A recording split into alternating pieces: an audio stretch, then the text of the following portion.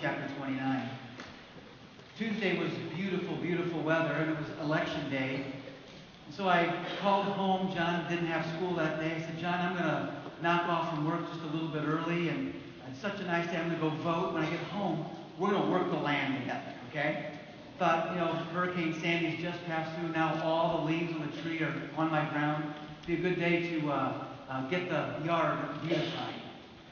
So I got home, and here's what I did. I changed my clothes, and I went out to the garage, got a rake, and I went to the front of the house where hedges lined the front of our house. I got down on my hands and knees, and I literally got out all the leaves that were underneath the hedges and up against the house, and I brushed them onto the front lawn. Went out to a mulch bed that we have in the front yard that's got some trees coming up out of it, and I got all the leaves out of there and raked them onto the lawn. And then I took out the lawnmower.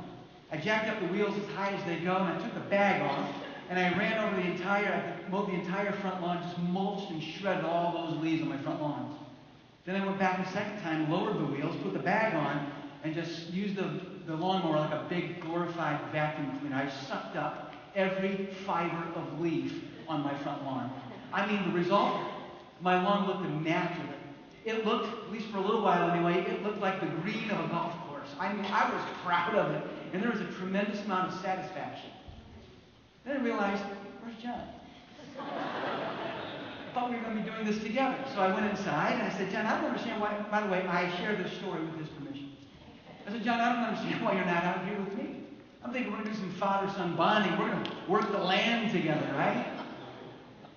So he kind of comes outside a few minutes later. I said, now listen, I'm going to take the rake and I'm going to get the leaves out of some of these other mulch beds on the side of the yard and in the back. We work primarily in there. I want you to take the lawnmower and raise up the wheels, take the bag off, and just mow the entire side and backyard. It's going to shred and mulch the leaves. Then come back a second time, put the bag on the lawnmower, lower the wheels, and it's going to suck them all up. This place is going to look beautiful. I'm thinking in my mind, we're going to go in business together. I've got it all figured out. Barfell and Son, lawn raking, right? Our motto, no leaf left behind. I'm thinking this is going to be great. So, after a while, I kind of lost track of John, and next thing I noticed, after a while, he was putting the mower back in the garage and walked inside. I never saw him again. I went out and looked at the backyard, and let's say it didn't look a thing like the front yard. There goes my whole business plan. We are not going to be able to go into business together. It just didn't look good at all. Can I ask you a question? What makes the difference between how I would take care of my front lawn and how John would? I know an argument could be made that it's a 15-year-old versus a 49-year-old. I know, but another argument could be it's a teenage son and dad. That's the difference. Those may be true, but I want to suggest to you that, in a word, the difference between how I did the front lawn and how John did the front lawn, after all he did was follow the rules. The difference was love. Truth is, I love my front yard. I love our house. I love our neighborhood. I still remember what that house cost to purchase, and we're still paying on it. And I remember feeling so humbled and privileged when we were provided that house, and I remember what it felt to move into that neighborhood. And I know what it costs to run the heat in the wintertime and run the electricity through the air and stuff in the summertime. I love our house. I love our neighborhood. I want our house to look nice. John, on the other hand, is just following the rules. These last few weeks we've been looking very, very seriously at Jesus' invitation, found in Luke chapter 9, verse 23. And although the same verse is found in 3 out of the 4 Gospels, we've kind of landed on this one as the chosen text for this series. And Jesus said, if anyone would come after me, he must deny himself and take up his cross daily and follow me. And I guess to quickly review, we've been taking that invitation apart, phrase by phrase, and really trying to examine what Jesus meant by that and what it means to be a follower. And the first time we looked at his invitation, we said that the first 2 words, if anyone, that means everyone. Jesus' invitation is for everyone. From the preacher to the people in the back row, from the balcony, people not in church, white Anglo-Saxon Protestants, African Americans, Christians, Buddhists. His invitation is for everyone. It's an invitation to something. He said, if anyone would come after. And we look at the fact that the word come after is that Jesus is telling us what he's inviting us to do, what he's inviting us for. He's inviting us to an intimate relationship with him. An intimate relationship to know him fully and to be known fully by him. And still be loved, and still be accepted, and still be offered forgiveness. Come after me. If anyone would come after me. Then last week we looked at the tough part of Jesus' invitation. Here's the part where we really don't like to examine. He said, if you want that kind of close, intimate relationship with him that he longs for with you, you must take up your cross daily. And we learned last week that in the mindset of the first century, the New Testament people, the cross would have only meant one thing to all of them: death. And they knew when Jesus said, take up your cross daily, they knew that he meant that we must die to ourselves. That's what he meant by take up your cross. You need to die to yourself if you want this intimate, close, personal relationship that Jesus offers to everyone. And now we come to the last three words: and follow me. But here's the problem. The problem is this: somehow, somewhere along the lines, at some point in time, fans have substituted following Jesus with following rules. Did you get that? There's a subtle difference, but it is huge. It is the difference between life and death. Somehow, many people have gotten the idea that following Jesus is the same as following the rules. I got to thinking about my best friend from my growing up years, 5th grade through my freshman year of college. And I realized that I don't think in nearly 10 years of being your pastor I've ever talked about my friend Dave. Here's why. Dave and I became best friends really in 6th grade. It was all the way through our freshman year of college together. We were roommates at Cedarville. Dave grew up in a wonderful Christian home, very similar to mine. Matter of fact, I went on vacation with Dave's family the summer after 10th grade to Myrtle Beach, and because we were going to leave early in the morning, I stayed overnight at his house the night before, and before we left at 5 in the morning, Dave's dad got us all together in the kitchen before we got in the car, and we all had a word of prayer together. And asked for God's safety as we traveled, a good time at Myrtle Beach. I thought, wow, we came from a great family. We went to church together, First Baptist Church. It's a good church. So we were in Sunday school together for as long as I can remember, all the way through high school. We were in youth group together. We were in the youth choir together, the youth ensemble together. We did a lot together. When we were in 5th grade, our church started a Christian school, and Dave and I were charter members of the first 5th grade class at EBCS. Went all the way through school together. In our junior high and high school years, we were on the basketball team together. We were on the soccer team together. My senior year, we were co-captains of the soccer team. Then we went to college together. We were roommates our first year. Our church, at the time, I didn't know any difference at the time, they had a lot of rules. And because the church was because the school was part of the church, the school had the same rules. And like I said, I didn't know any difference. My home had the same rules too, so it's just kind of things I grew up with. We had some rules that, looking back, seem kind of almost funny now. There was a rule at our churches, certainly our school, where if guys couldn't have hair in the back that touched their collar. For some reason, hair had to be off the collar. If you're a girl, you're certainly required to wear a skirt or a dress, and the skirt or dress could be no more than 2 inches above the knee. And there were people that walked around with, that measured that and made sure that all the girls were in compliance with that. We couldn't wear jeans to school. That was pretty much an unspoken rule in church. By no means could you ever go to a movie. That was forbidden. I got to thinking, I was almost chuckling, thinking about this past month being Pastor Appreciation Month. there's a person in our church, they gave me a really, really nice card, had some real nice things written, and inside the card was a gift card to Regal Cinema. Man, I've come a long way, man. Certainly couldn't listen to rock music. I mean, we were showed plants that had been exposed to rock music for 24 hours a day for months at a time, and they were like yellow and just lame, and they weren't very nice. And then there were, in contrast, there were plants that had been exposed to Bach and Beethoven for 24 hours. And they were just healthy, green, and lush, and we were just taught that rock music was just bad for you, man. That wasn't a rule. You don't listen to rock music. Back in the day, one of the pioneers of contemporary Christian music was the Imperials. I remember my dad, they were a Christian rock, that was an oxymoron to us. I remember my dad telling me with great conviction, son, they'll be playing that music in hell. We had rules.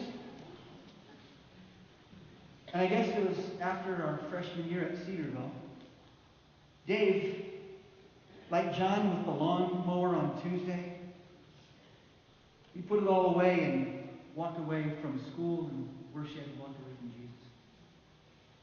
And other than a few times after that in the next couple of years, I've not seen him since. What's the difference between me and Dave? We grew up in great homes. We grew up in the same church, grew up in the same school. Dave learned to follow the rules, at least for a while. But he never learned to follow Jesus. Somehow, I don't know why, but somehow it kind of took different with me. At some point, I began to love Jesus.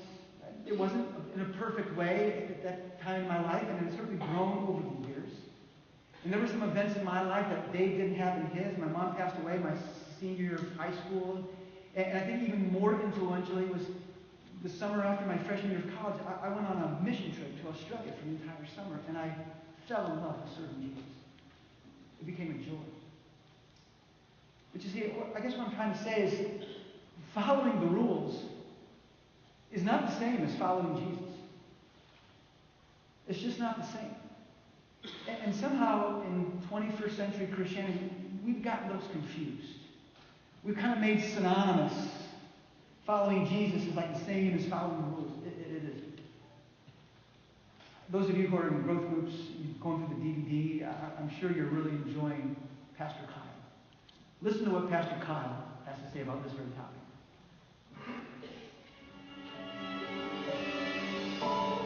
It's not unusual for me to talk to Christian parents who are upset, concerned, because maybe a college-age child or an adult child is no longer following Jesus. And the parents usually want to know what happened. They want to know what went wrong. That's a hard question to answer. There's a lot of different possibilities, but I do my best just to listen to the story, to encourage them and to pray for their child. But not long ago, I was speaking in Houston, Texas, and after I was done speaking, this big man with this big belt buckle came up to me, but he had tears in his eyes. And he began to tell me the story of his prodigal daughter who had left home and had walked away from her faith, was no longer following Jesus. But he didn't ask me what happened. He didn't seem to be looking for an explanation. In fact, with one sentence, he told me what he thought went wrong.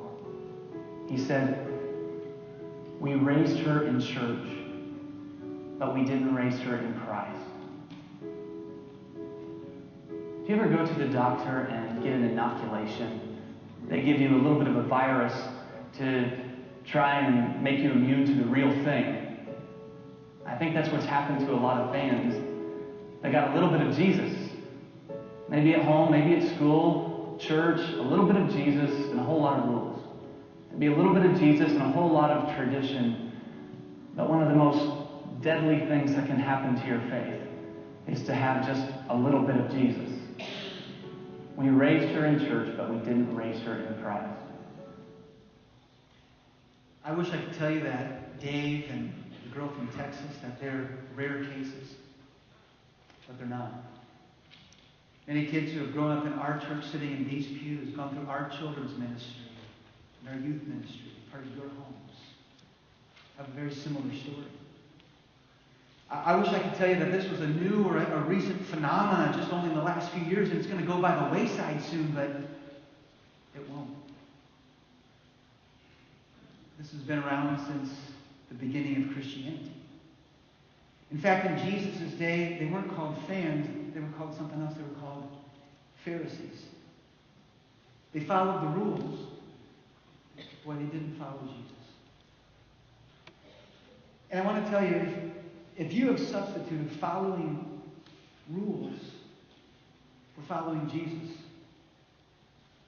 there's two options that I see where that's going to lead.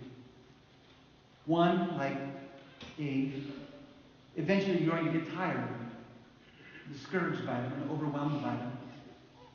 And when disappointment comes, you're going to say, what am I doing this for? And like John on Tuesday, you'll just park everything in the garage, walk away, and you'll never see it again. The other option, you can embrace the rules and make them a vital part of your life so that they become the things by which you judge others for their ability or their inability to keep all those rules that are so important to you. Neither are very Christian. There's another girl from my home church and school. She was a year older than me, and we each had an older brother, and our older brothers were best friends. And I had a crush on Jeannie for a long time. When 8th grade started, Jeannie would have been in 9th grade, and I noticed that she wasn't around that first few days of school. I remember at soccer practice after school one day, I said to Robert, I said, where's Jeannie? And I remember how he avoided my question. He literally backed away from me and said, she's not feeling well. It came out just a few days later that Jeannie wasn't in school because she was pregnant. She was 15 years old. She was pregnant by a senior in our school. And before too long, our pastor had them stand before our church and confess what they had done. A few weeks after that, I remember sitting in church on a Sunday night. The service was getting ready to start, and Jeannie came walking in. She was beginning to show better. I overheard two ladies, a row in front of me, say something to the effect, why would a girl in her condition come here? And it wasn't too many more weeks after that where she didn't anymore. You see, she had broken the rules. No doubt about it. And the fans that loved the rules couldn't tolerate people that didn't keep the rules. See the problem? Gandhi said it maybe best. Gandhi said, I like your Christ, but I do not like your Christians. Your Christians are so unlike your Jesus. You see, Jesus' invitation that we've been looking at is for everyone, every one of us, to pursue intimacy with Him by dying to ourselves every day and following, not Him, but following, not the rules, but following Him.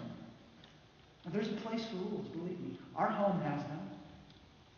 Our church has them. Christian institutions need them. But when they are our focus, we've got problems. Jesus didn't call us to follow the rules. He called us to follow Him. So what's the difference between someone following the rules and someone following Jesus? I would say the same thing I said about the difference between me and John. Love. Love. You know, those first century fans, those Pharisees, they wanted to know from Jesus what He thought the number one rule was. And are there rules to keep and to watch out for as followers? Of course there are. But a fan is concerned about the rules. A fan is concerned about the list and which ones are the biggies and knowing the list and deciphering the order of priorities and judging others according to the list and making sure that others don't forget what the rules are. And then these first century Pharisees, they want to find out what Jesus thinks the number one rule is. So would you turn to Matthew, you're in Luke 9, would you turn to the left to Matthew chapter 22? They love the rules. In verse 34, they want to pose a question to Jesus. They say in verse 34 and verse 35, hearing that Jesus had silenced the Sadducees, The Pharisees, they got together. One of them, an expert in the law, tested Jesus with this question. Teacher, which is the greatest commandment in the law? See the focus, see the obsession with the rules. Which is the greatest commandment? But I love Jesus' answer. It's beautiful. And it tells the would-be follower what we're to focus on. And guess what? It is the rules. Jesus replied, verse 37. Question? Teacher, what is the greatest commandment in the law? And Jesus replied. First word, what is it? Love. Love the Lord your God. With all your heart, with all your soul, with all your mind. This is the first and greatest commandment. And the second is like it. First word, second commandment? Love. Love your neighbors yourself. All the law. And everything we're told to do in the writings of the prophets, all the law and the prophets hang on these two commandments. Love the Lord your God with everything you got, and love your neighbor yourself. That's the difference. That's the difference between following Jesus and following the rules. Would you turn to Hebrews chapter 12? I want to show you something there. How we go about doing this. Hebrews chapter 12 follows Hebrews chapter 11. And in Hebrews chapter 11, the writer of Hebrews is talking about all these Old Testament people who through faith did some miraculous, incredible things. He talks about the faith of men like Noah and Moses and Jephthah and David, who shut the mouths of lions, conquered kingdoms, and raised the dead. And then we come to chapter 12, verse 1. Therefore, since we're surrounded by these Old Testament people, let us throw off all the weight and the sin that so easily entangles us, and let us run with perseverance the race marked out for us. How? Verse 2. Let us fix our eyes on Jesus, the author and the perfecter of our faith, who for the joy set before him endured the cross, scorning its shame, and sat down at the right hand of the throne of God. Consider him who endured such opposition from sinful men. Why? So that you will not park the lawnmower in the driveway and walk in the house and never be seen. So that you will not grow weary and lose heart. What's the key to loving the Lord your God with all your heart? I've got two phrases in my Bible underlined. It's fix our eyes on Jesus. And in the first part of verse 3, consider him. That's what Hebrews tells us to do. In 1 John, if you turn a few more books to the right, a couple more books to the right, 1 John chapter 5. This is the same John that was a disciple back in Matthew, Mark, Luke, and John. Same guy. Saw the miracles and teachings of Jesus. Now later on, he writes these letters to all the Christians living in the first centuries. 1st, 2nd, and 3rd John. He also wrote the book of Revelation. He's going to define for us what love for God looks like. 1 John chapter 5, verse 3, he says, this is love for God. We already said that it's love that makes all the difference between being a follower and just following the rules. He said, this is love for God, to obey his commands. Oh, dog. But then look at the next part. But his commands are not burdensome. You know why? Because you love God. And when you love God, following his commands really isn't all that big of a deal. Let me see if I can explain. When I got married 26 plus years ago, when I walked down that aisle, I knew that there were some rules that I was committing to. Okay? I was committed to be faithful to my wife. For as long as we both shall live, I'm going to be faithful to her. I knew at the time that I was committing to provide for her.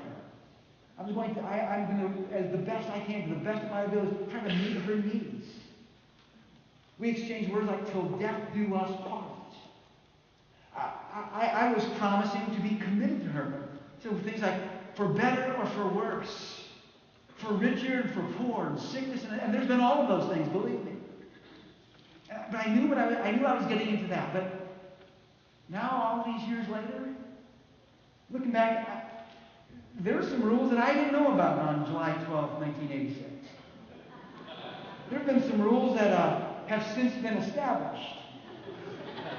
For instance, apparently I'm going to be the one to set up the coffee maker every single night, no matter what. Okay?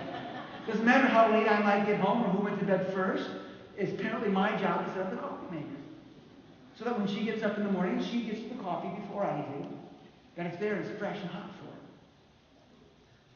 I don't just think she can make coffee if I'm not home when she goes up to bed. And I do have to admit, I don't bat 1,000 with getting it all right. To be honest with you, there's been more than one occasion where she's come down in the morning and the pot was hot, but I didn't put any water in it.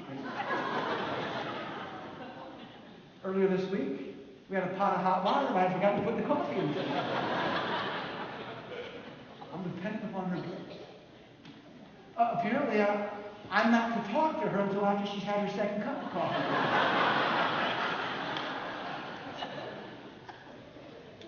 Another rule I didn't know about at the time, I'm to put the 17 decorative pillows on her bed in the same exact order when I make her bed as she does. You know how hard that is?